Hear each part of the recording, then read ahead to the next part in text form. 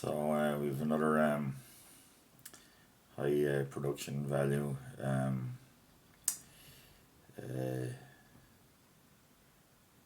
video from Eric Rock's studio. This one, you could argue that there's a lot of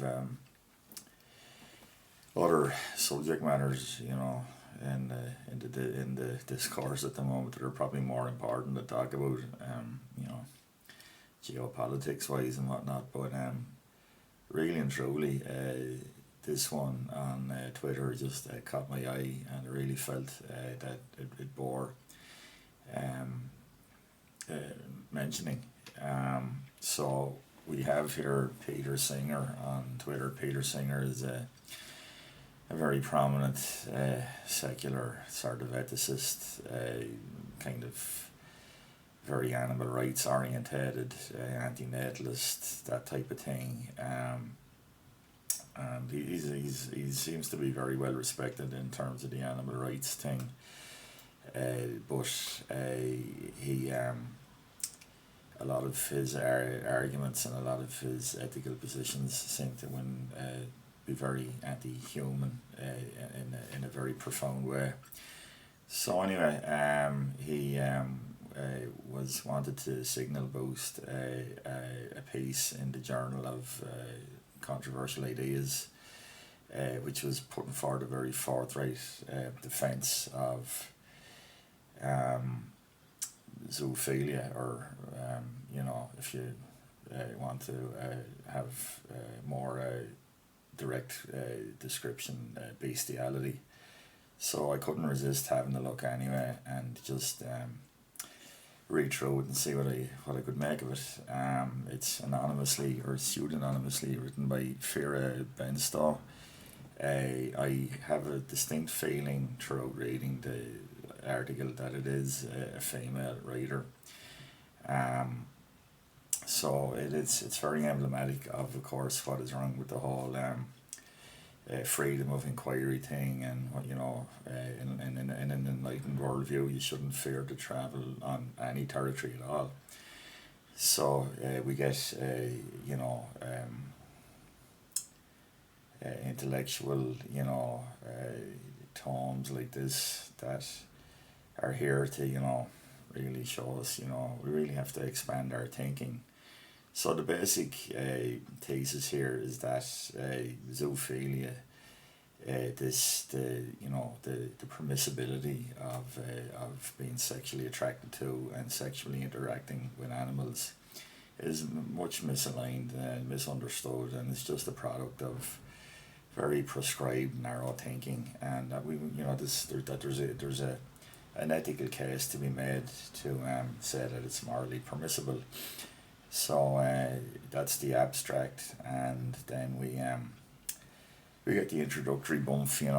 It's a social taboo. The practitioners are stigmatized, and the whole area remains off limit to rational discourse, and it's not a defensible position. This author, is saying that these things just are not a defensible position, and they are going to lay it out in why that there's a moral case to be said, that there's a social acceptability to it. They then go on to have a pedantic section on defining what exactly is zoophilia. They're able to couch the thing then in very verbose terms, and use language that connotes a romantic relationship with an animal. They're trying to kind of foresee what all these visceral objections will be to trying to justify bestiality. So the language here is kind of luxurious and very far-reaching. We're not getting into the icky, visceral kind of depiction of what bestiality might actually consist of. It's a series of quite warm and sensuous, almost transactions between a human and an animal. So But again, really, as far as I can see, the purpose of this is to try and kind of foresee. This person isn't stupid; like they're trying to foresee what the visceral revulsion will be, and cut it off at that point. You'll notice that there's a heap of footnotes and references here. Mostly to bolster, the definitions and to give it an air of intellectual rigor. So this meanders on in that regard. It's also kind of setting up some of the later talking points about, thoughts of consent and prevalence in a society, things like that, these kind of actions. There's reference to their sample survey sizes, which they do admit are culled from, polling, anecdotally fringe groups that support this type of activity. Now we start to get into the meat of the paper. It's debating zoophilia. It's one of the big criticisms here, of course, is that there hasn't been any intellectually rigorous, debate or contemplation of the ethics or the ethical positions regarding this. This is a terrible, just sort of fiat, disapproval and taboo of humans sexually interacting with animals. And what the hell, folks? Have you never read a history book? Did you not know that there were all sorts of depictions of this kind of thing throughout history? If that's establishing a point other than, there's been degenerates in every walk of life since time immemorial, then we agree with you, So more references then to bolster the position. That there have been some groundbreaking discussions and thinking of ways of cultivating more kind and caring relationships between species. This is, I suspect, is part of Peter Singer's attraction to the subject matter, because he's obviously very motivated by animal welfare in general terms. The obvious problems with like factory farming of animals and things like that. Any kind of animal cruelty, and I'm not sure if this is his position, but just that there's just a huge amount of needless cruelty towards animals, and that anything that is a salient of attack against cruelty to animals should be given mature and rigorous examination. So this is obviously goes into great detail. And again, I think the author feels they're playing their trump card here in the second paragraph on this page. This is not to say that zoophilia cannot be defended within anthropocentric approaches.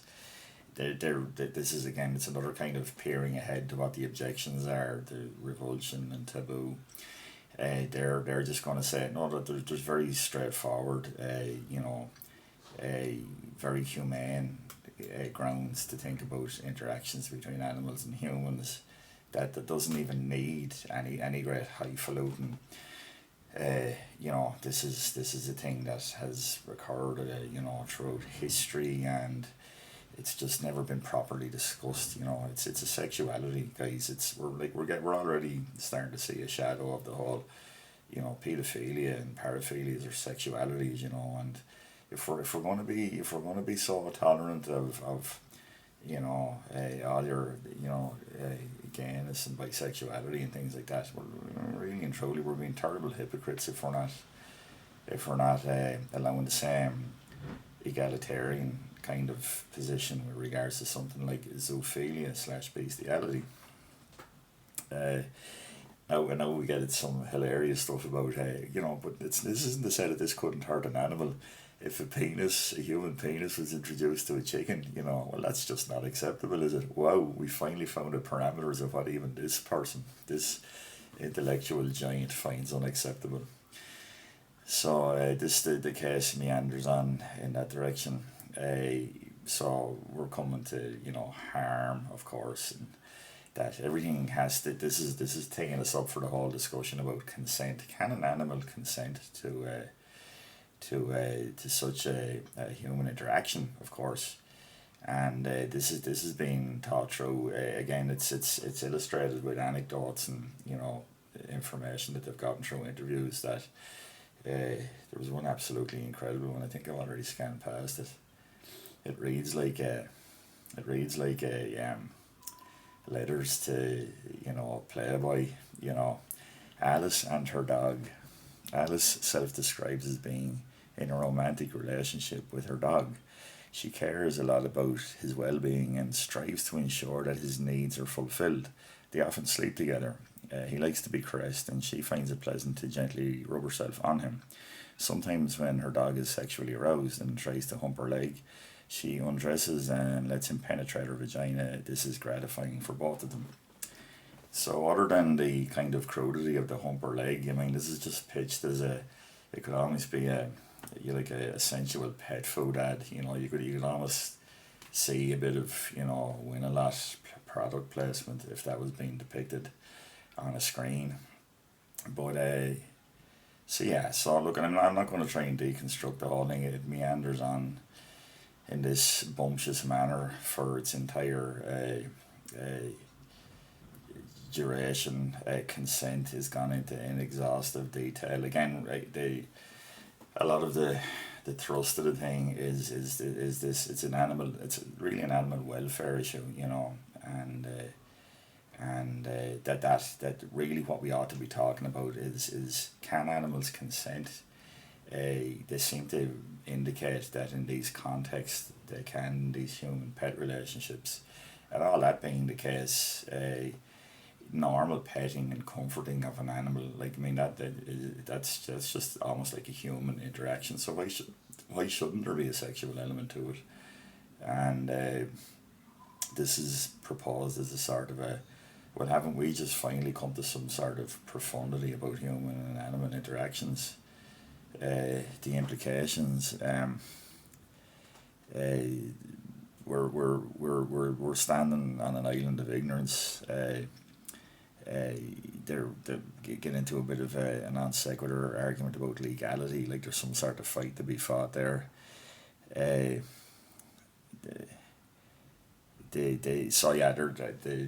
a the distinction is there a moral status, or should there be you know, talking about legal considerations, talk about creating a conversation and a need for a conversation that just doesn't exist. So anyway, my main point about all this was that I saw this originally because Aaron McIntyre, who has an excellent Twitter channel that I link, and a YouTube channel that I link in the description, and he was basically just saying, well, let's check in on liberal enlightenment values.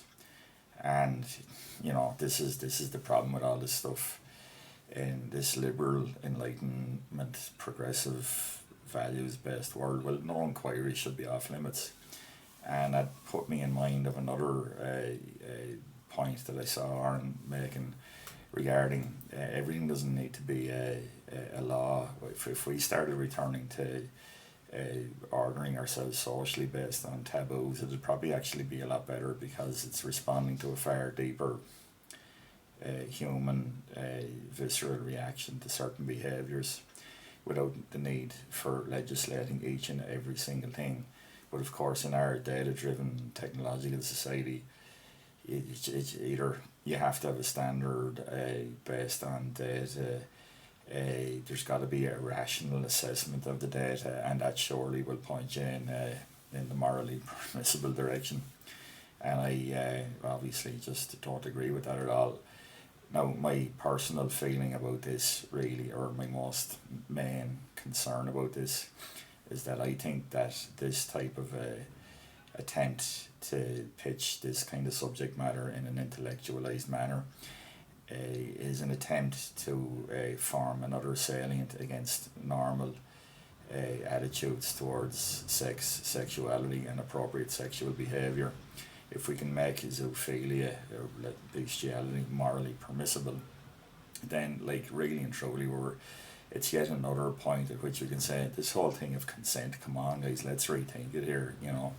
Have we not already established that paedophilia or any kind of paedophilic interest from an adult to a child is it's just a sexuality like any other sexuality? So can we not elevate it to this sort of lofty level of inquiry where we can just calmly go through it and get to some sort of proper moral position? And I'm not remotely surprised that that sort of greasy, slimy, grooming type endeavour is popping up in this type of so-called intellectual inquiry as well. Peter Singer may have good, very decent positions regarding animal cruelty with regards to animals that are used, slaughtered for food.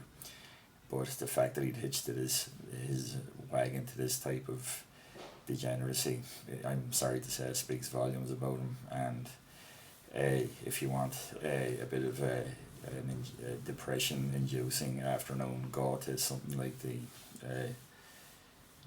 forum of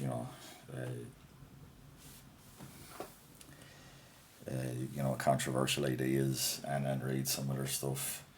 You'll be reading about things like the moral case for aborting a baby in the weeks after it's been born before it develops personhood. You'll be treated to wonderfully edifying content like that.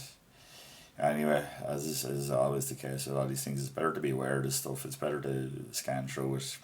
Then you can have the fedora tipping arsehole saying, well, you went in with your mind made up already. Well, yes, I did. I did go in with my mind made up already. I read this stuff not to have my mind changed. I read this stuff to let the enemy announce itself and respond appropriately. And anyone that has an ounce of moral fibre in their body, I would argue, should be doing the same thing too. So thanks for listening.